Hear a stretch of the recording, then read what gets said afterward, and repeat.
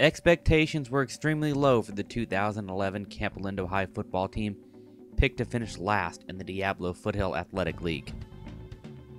A lot of the guys on the team actually liked it. Everyone kept the articles and just, having no expectations was really great. The perception of the Campolindo football team began to change after its showdown with Miramonte. The teams were undefeated coming in, and Campo delivered a 42-6 victory over its rival. That was definitely the turning point for me. It was the first time I really just thought what we could do this year was legitimate. Up until we played some good teams, but it never really clicked for me what we could do this year. But Miramonte, beating them 42-7 was definitely big and giving us confidence. Campolindo earned the number 3 seed in the North Coast Section Division III playoffs, and it opened postseason play with its highest scoring output of the season in a 58-21 win over Hercules.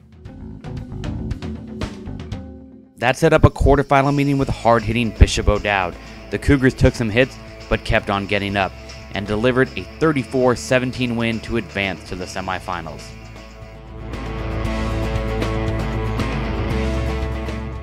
Against an undefeated Cardinal Newman team, the defending NCS champions, Campolindo made big plays in the final 2.5 minutes of the first half. The Cougars had 2 interceptions that led to 2 touchdowns, including this 35-yard pass from Brett Stevens to Carl Thornton with no time left. And Campolindo went on to a 35-24 upset victory and a berth in the championship game. That led the Cougars to the Coliseum and a meeting with heavily favored Marin Catholic.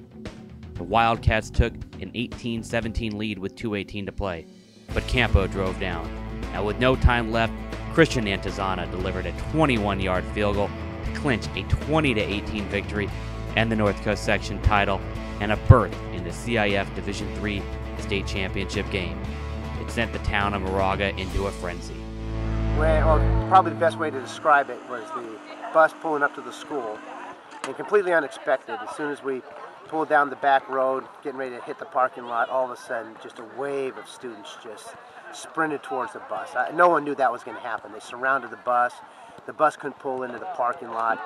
This is, who knows how long this is after we got out of the Coliseum and finally the team made its way back here, to have that many kids still waiting in the parking lot to greet the team. Opportunity on top of everything we've already done. We're just sort of parlaying a dream right now. And we want to make sure that we sort of back up everything we've done this year. We don't want to go down there, and I know we're going to be worn out and beat up, but we're going to have to find some emotion, some energy, really play for some pride, just to find a way to close this thing out. It's huge because it's a once-in-a-lifetime thing. So we're definitely going to try and take advantage of it and have a good week, because you don't get these chances very often.